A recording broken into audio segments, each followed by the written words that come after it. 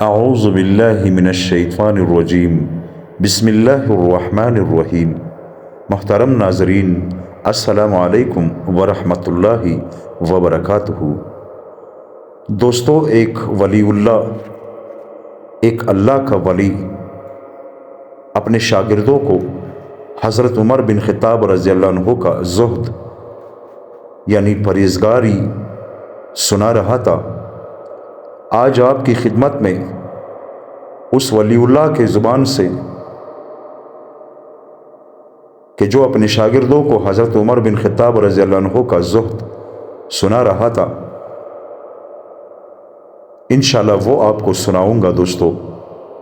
حضرت سالم بن عبداللہ رحمۃ اللہ علیہ کہتے ہیں، جب حضرت عمر رضی اللہ عنہ خلیفہ بنے تو انہوں نے حضرت ابو بکر رضی اللہ عنہ والے اسی وظیفہ پر اکتفا کیا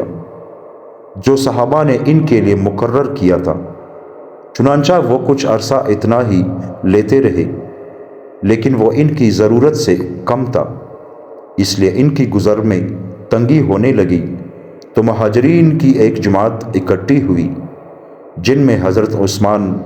حضرت علی، حضرت طلحہ اور حضرت زبیر رضی اللہ عنہم موجود تھے۔ حضرت زبیر رضی اللہ عنہ نے کہا کہ اگر ہم حضرت عمر رضی اللہ عنہ سے کہیں کہ ہم آپ کے وظیفے میں اضافہ کرنا چاہتے ہیں تو یہ کیسا رہے گا؟ حضرت علی رضی اللہ عنہ نے کہا، ہم تو پہلے سے ان کا وظیفہ بڑھانا چاہتے ہیں، چلو چلتے ہیں۔ حضرت عثمان رضی اللہ عنہ نے کہا، یہ حضرت عمر ہے، پہلے ہمیں ادھر ادھر سے ان کی رائے معلوم کرنی چاہیے، پھر ان سے براہ راست بات کرنی چاہیے۔ میرا خیال یہ ہے کہ ہم ام المؤمنین حضرت حفصہ رضی اللہ عنہا کے پاس جاتے ہیں اور ان کے ذریعے سے حضرت عمر رضی اللہ عنہ کی رائے معلوم کرتے ہیں، اور ان سے کہہ دیں گے کہ وہ حضرت عمر کو ہم لوگوں کے نام نہ بتائے۔ چنانچہ یہ حضرات حضرت حفصہ رضی اللہ عنہا کے پاس گئے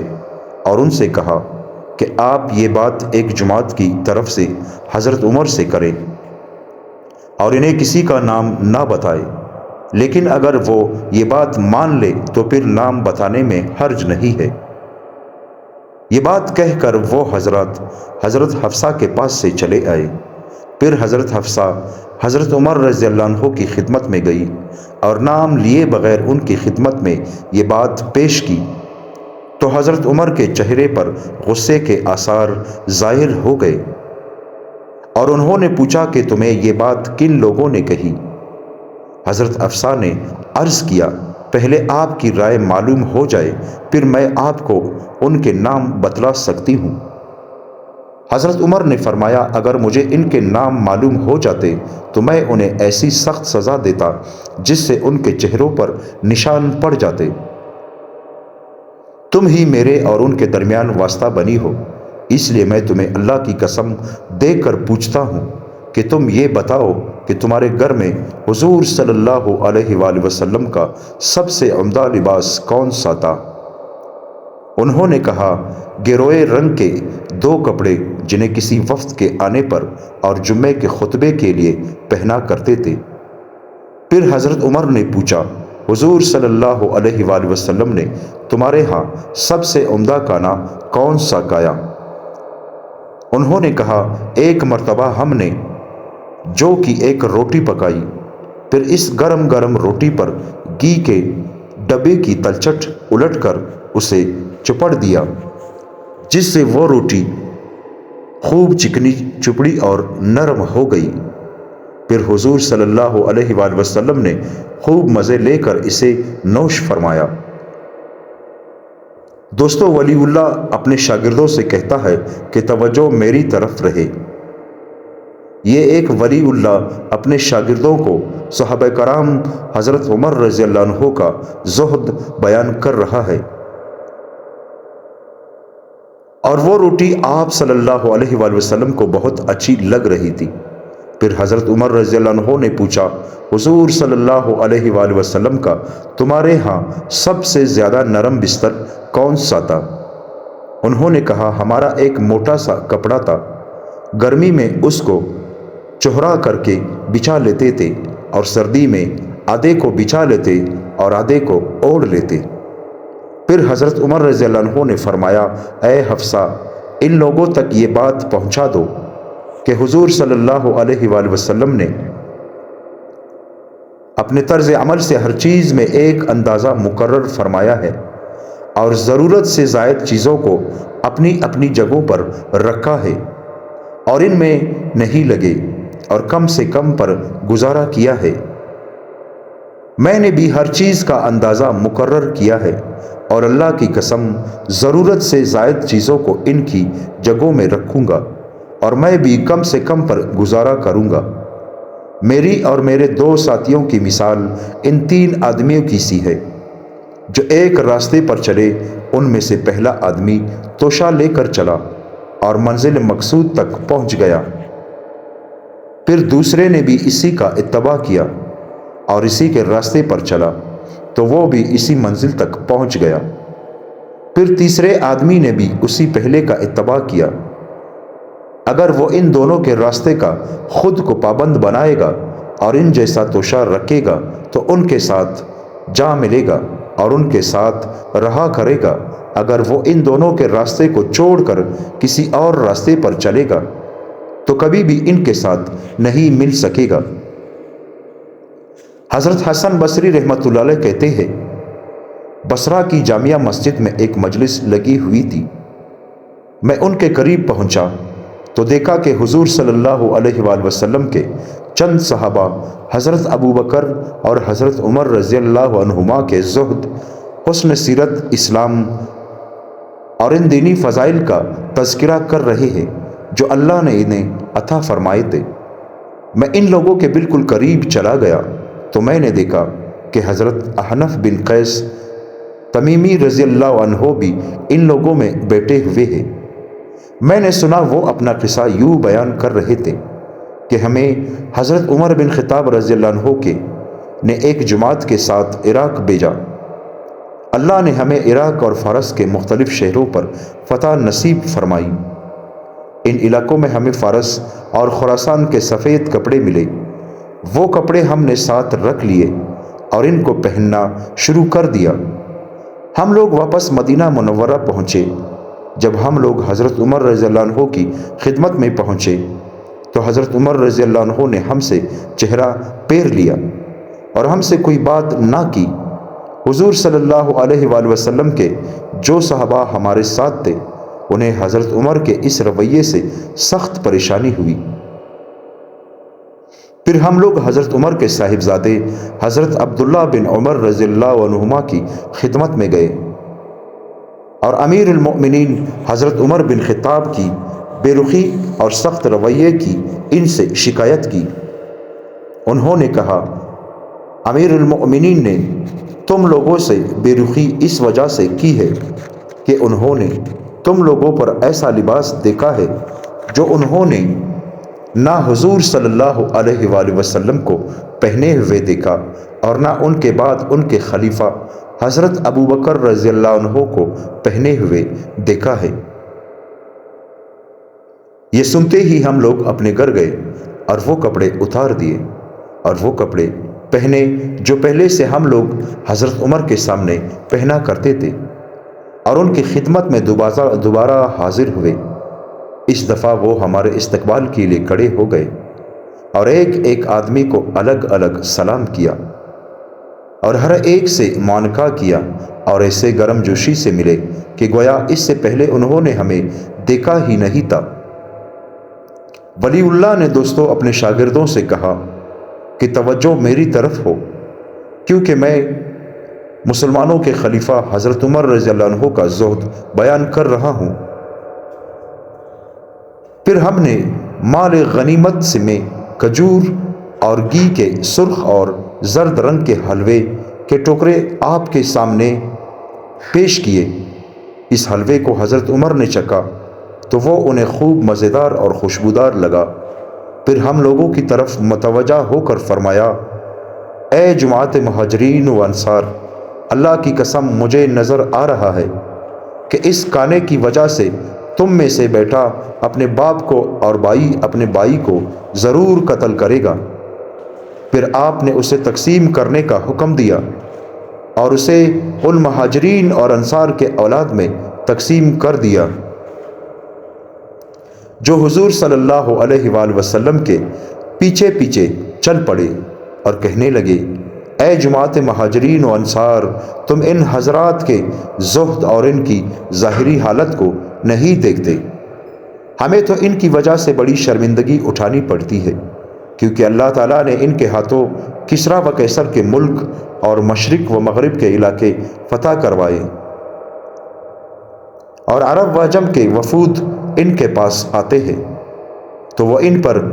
یہ جبہ دیکھتے ہیں جس میں انہوں نے 12 پیوند لگا رکھے ہیں۔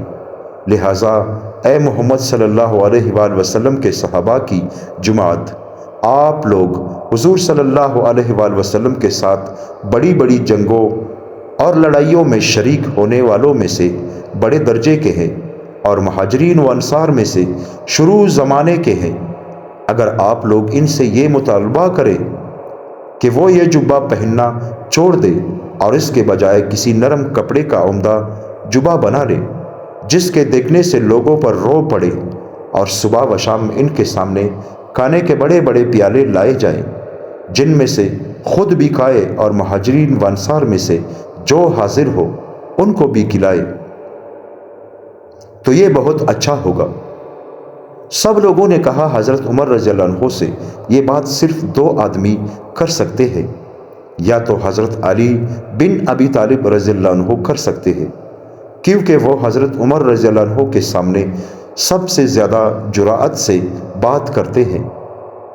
اور پھر وہ حضرت عمر رضی اللہ عنہ کے خسر بھی ہے، یا پھر ان کی صاحبزادی حضرت حفصہ رضی اللہ عنہا کر سکتی ہے،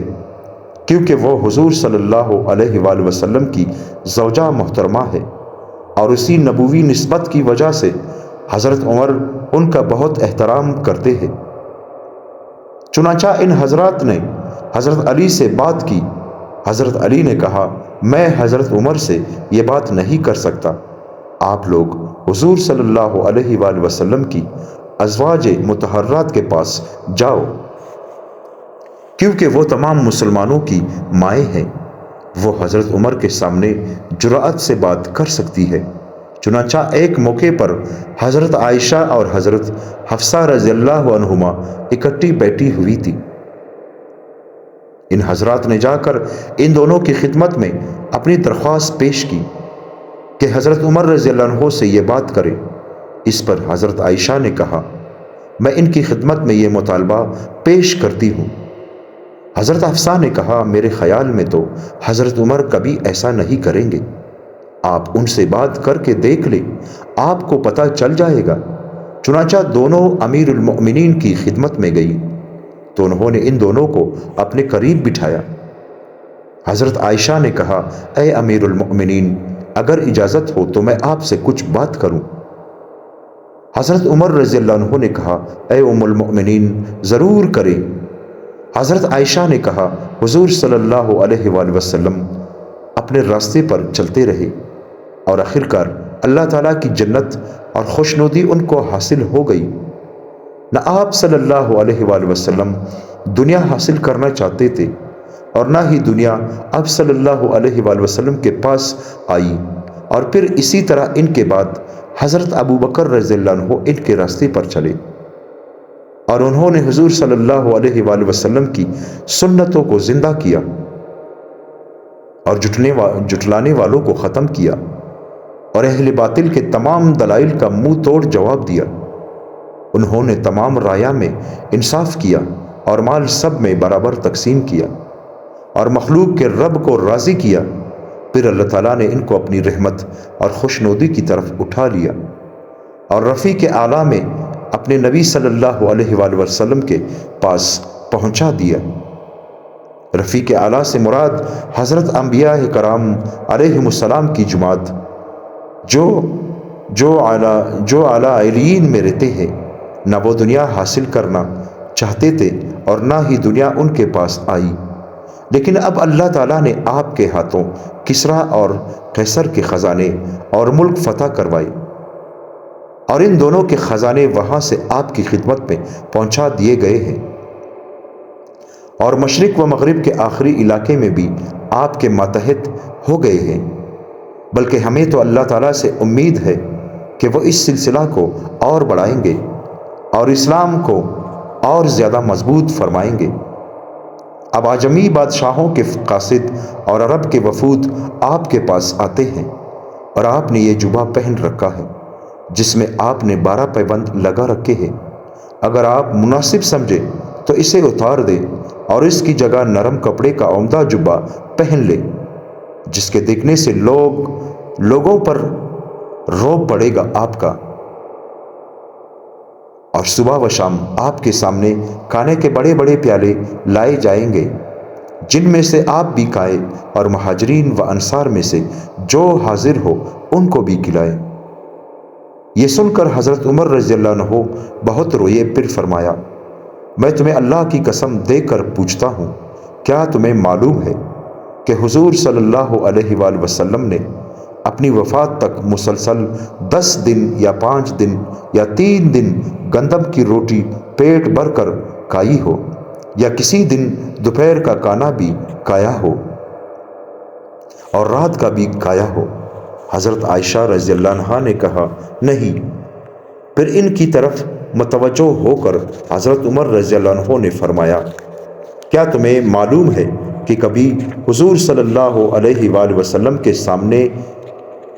زمین سے ایک بالشت اونچے دسترخوان پر کھانا رکھا گیا ہو، بلکہ آپ کے فرمانے پر کھانا زمین پر رکھا جاتا تھا اور فارغ ہونے کے بعد دسترخوان اٹھا لیا جاتا تھا؟ حضرت عائشہ اور حضرت حفصہ دونوں نے کہا، ہاں ایسے ہی ہوتا تھا۔ پھر حضرت عمر رضی اللہ عنہ نے ان دونوں سے فرمایا، تم دونوں حضور صلی اللہ علیہ وآلہ وسلم کی بیویاں ہو اور تمام مسلمانوں کی مائیں ہو، تم دونوں کا تمام مسلمانوں پر عموماً اور مجھ پر خاص طور سے بڑا حق ہے۔ تم دونوں مجھے دنیا کی ترغیب دینے آئی ہو، حالانکہ مجھے اچھی طرح معلوم ہے کہ ایک مرتبہ حضور صلی اللہ علیہ وآلہ وسلم نے اون کا جبہ پہنا تھا، وہ بہت کھردرا اور سخت تھا، جس کی رگڑ کی وجہ سے ان کے جسم میں خارش ہونے لگ گئی تھی۔ کیا تمہیں یہ بات معلوم ہے؟ دونوں نے کہا، جی ہاں معلوم ہے۔ پھر فرمایا، کیا تمہیں معلوم ہے کہ حضور صلی اللہ علیہ وآلہ وسلم اکھرے چوغے پر سویا کرتے تھے، اور اے عائشہ، تمہارے گھر میں ایک بوریا تھا جسے حضور صلی اللہ علیہ وآلہ وسلم دن میں بچھونا اور رات کو بستر بنا لیا کرتے تھے۔ جب ہم آپ کی خدمت میں حاضر ہوتے تو آپ صلی اللہ علیہ وآلہ وسلم کے جسم پر اس بوریے کے نشان ہمیں نظر آیا کرتے تھے۔ اور اے حفصہ، اب تم سنو، تم نے ہی مجھے ایک دفعہ بتایا تھا کہ تم نے حضور صلی اللہ علیہ وآلہ وسلم کے لیے ایک رات بستر دوہرا کر کے بچھایا تھا، جو آپ کو نرم محسوس ہوا، آپ اس پر سو گئے، اور ایسے ہوئے کہ حضرت بلال رضی اللہ عنہ کی اذان پر آپ کی آنکھ کھلی تو آپ نے تم سے فرمایا تھا، اے حفصہ، یہ تم نے کیا کیا؟ آج رات تم نے میرا بستر دوہرا کر کے بچھایا تھا، جس کی وجہ سے میں صبح صادق تک سوتا رہا، مجھے دنیا سے کیا واسطہ؟ تم نے نرم بستر میں مجھے لگا دیا، جس کی وجہ سے میں تہجد میں نہ اٹھ سکا۔ اے حفصہ، کیا تمہیں معلوم نہیں کہ حضور صلی اللہ علیہ وآلہ وسلم کے اگلے پچھلے تمام گناہ معاف ہو چکے تھے، لیکن پھر بھی آپ دن بھر بھوکے رہتے اور رات کا اکثر حصہ سجدے میں گزار دیتے، اور ساری عمر یوں ہی رکوع اور سجدے میں رونے دھونے اور گڑ گڑانے میں گزار دی، یہاں تک کہ اللہ تعالیٰ نے ان کو اپنی رحمت اور خوشنودی کی طرف اٹھا لیا۔ عمر کبھی عمدہ کھانا نہیں کھائے گا اور کبھی نرم کپڑا نہیں پہنے گا، وہ اپنے دونوں ساتھیوں کے نقش قدم پر چلے گا اور کبھی 2 سالن ایک وقت میں نہیں کھائے گا، البتہ نمک اور تیل بھی 2 سالن ہے، لیکن ان کو ایک وقت میں استعمال کرے گا، اور مہینے میں صرف 1 دن گوشت کھائے گا۔ تاکہ اس کا مہینہ بھی عام لوگوں کی طرح گزرے۔ پھر حضرت عائشہ اور حضرت حفصہ دونوں حضرت عمر کے گھر سے نکلی اور ان کی ساری بات انہوں نے حضور صلی اللہ علیہ وآلہ وسلم کے صحابہ کو بتائی۔ چنانچہ حضرت عمر رضی اللہ عنہ نے لباس اور کھانے وغیرہ کا معیار نہ بدلا،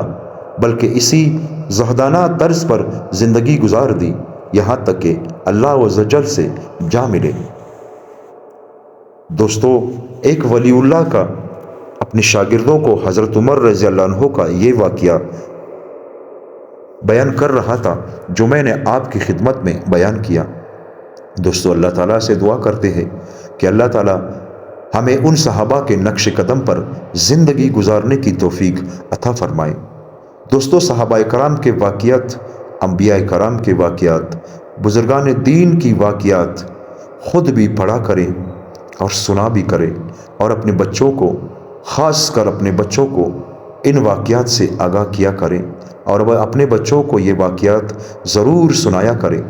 تاکہ ہمارے آنے والے نسلوں کو ہمارے صحابہ کی تاریخ، ہمارے مسلمانوں کی بہادری اور صحابہ کرام کی زندگی کے بارے میں معلومات حاصل ہو۔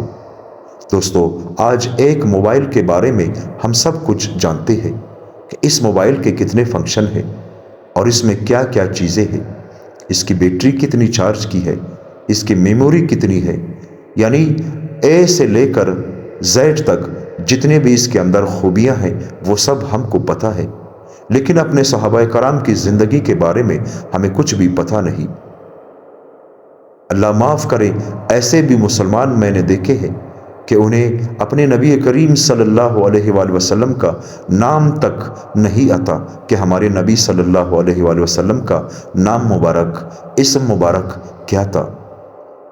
یہ دوستو جہالت ہے، یہ دین سے دوری ہے۔ اپنے صحابہ کے بارے میں یعنی ہمیشہ پڑھا کرے، سنا کرے صحابہ کے واقعات کو، اس سے ایمان تازہ ہوتا ہے۔ دوستو، اللہ تعالیٰ سے دعا کرتے ہیں کہ اللہ پاک ہم سب کو نیک عمل کرنے کی توفیق عطا فرمائے۔ آمین ثم آمین۔